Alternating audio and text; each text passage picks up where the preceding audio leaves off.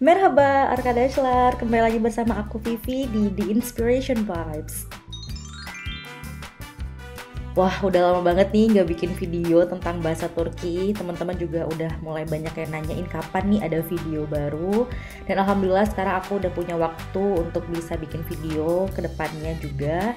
Karena beberapa bulan yang lalu teman-teman aku tuh sibuk ngurusin tesis dan aku udah selesai sidang, udah lulus juga S2.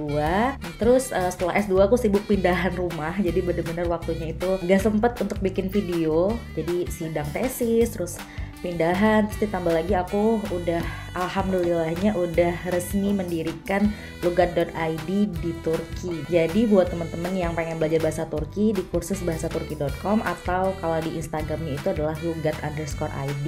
Alhamdulillah kita udah resmi. Jadi buat teman-teman yang lagi nyari nih kursus bahasa Turki yang dibimbing langsung oleh guru-guru profesional orang Indonesia, langsung aja nih follow lugat_id di Instagram ya. Oke, tanpa panjang lebar lagi, kita mulai aja belajar hari ini ya. Karena udah gak sabar banget kan, udah lama banget nih gak belajar bahasa Turki. Hari ini aku pengen ngajarin teman-teman frasa sehari-hari di dalam bahasa Turki. Nah, sebelumnya aku udah pernah nih bikin video tentang frasa sehari-hari. Teman-teman yang belum pernah nonton videonya bisa langsung akses link berikut. Nah, hari ini kita akan belajar frasa yang lain nih. Frasa apa yang akan kita pelajari hari ini? Yuk, langsung aja kita mulai. Frasa yang pertama adalah hayırlı olsun.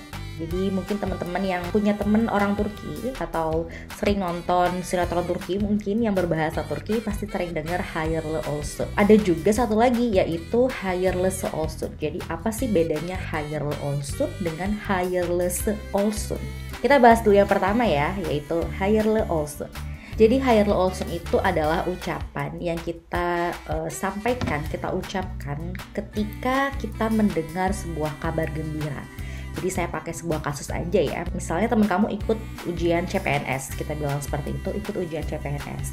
Nah, terus ternyata dia lulus CPNS nih. Nah, dia ngabarin kamu kan, misalnya ngabarin saya nih, Vi, aku lulus CPNS loh, alhamdulillah, gitu kan ya. Nah, ketika teman kita bilang seperti itu, aku lulus CPNS nih, saya bisa menjawab dengan kata hayırlı olsun. Wah, selamat ya, semoga apa yang kamu capai ini menjadi kebaikan buat kamu.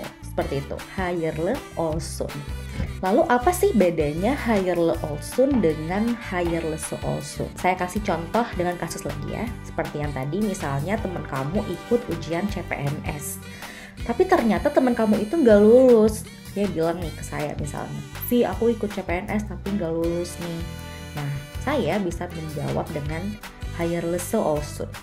Nah, jadi hayırlısı olsun itu ucapan yang diberikan ketika kita mendengar hal yang kurang baik seperti itu. Jadi artinya itu seperti semoga ini menjadi hal yang terbaik juga buat kamu gitu. Jadi kayak oke, kamu mendapatkan keburukan, tapi semoga keburukan yang kamu dapat itu adalah yang terbaik buat kamu. Hayırlısı olsun. Seperti itu. Nah, apalagi nih frasa sehari-hari yang sering kita dengar. Jadi misalnya tadi kan bilang hayırlı olsun itu adalah ucapan yang kita ucapkan ketika mendapatkan kabar gembira gitu kan ya. Salah satunya adalah seperti pernikahan. Misalnya seperti ada teman kita yang menikah, kita bisa mengucapkan wah hayırlı olsun gitu kan. Hayırlı olsun, selamat ya, semoga ini menjadi hal yang baik buat kamu. Seperti itu, hayırlı olsun.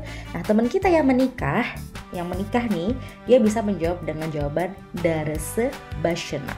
Nah, jadi darısı başına itu adalah jawaban teman kita ketika kita bilang hayırlı olsun buat dia, yang artinya adalah semoga kamu juga segera merasakan hal yang sama seperti saya gitu. Semoga nyusul ya ntar gitu kalau di dalam bahasa Indonesia. Jadi darısı başına, semoga kamu juga dalam waktu dekat bisa merasakan kebahagiaan yang saya rasakan. Nah, terus tadi kita udah dapet yang ketika ada kabar gembira, hayırlı olsun, terus dijawab dengan darısı başına. Terus kalau ada kabar kurang menyenangkan juga hayırlısı olsun.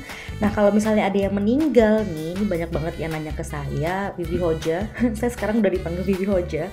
Vivi Hoja, gimana kalau misalnya ada orang meninggal gitu ya, kita harus mengucapkan apa nih untuk orang yang meninggal. Ada banyak ya teman-teman, ada banyak frasa yang bisa kita ucapkan untuk seseorang yang ditinggalkan oleh orang yang wafat seperti itu. Untuk keluarganya ya, untuk keluarganya salah satunya adalah Başınız sağ olsun. Başınız sağ olsun.